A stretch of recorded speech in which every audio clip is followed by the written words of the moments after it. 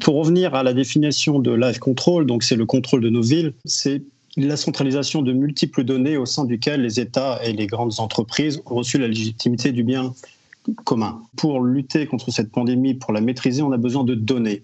Et forcément, les grands acteurs du numérique sont les porteurs de ces données. La Chine, il faut le savoir, a un plan qui a été mis en place en 2015 qui s'appelle Made in China 2025, qui a pour but de faire de la Chine une AI first.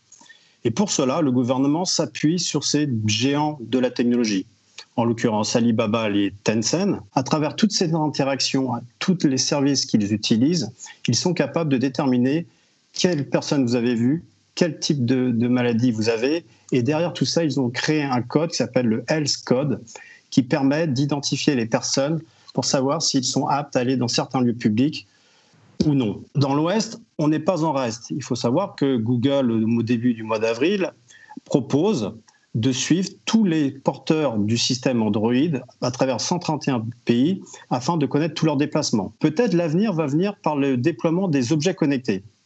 Il faut savoir qu'à travers le monde, on a plus de 26 milliards d'objets connectés, ce qui est énorme. Parlons par exemple des smartwatches.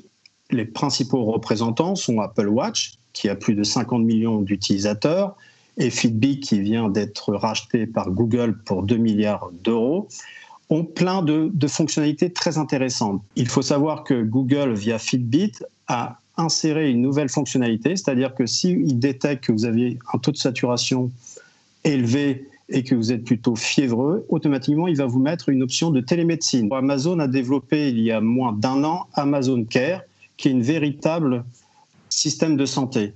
Dans Amazon Care, vous avez de la télémédecine, consultation à distance, possibilité d'avoir des médicaments, ils ont racheté PillPack il y a 2 ans, et possibilité d'avoir visite d'un médecin. Ces géants du numérique veulent vraiment s'intégrer dans notre quotidien, et le pendant, l'axe d'entrée sera sûrement la santé.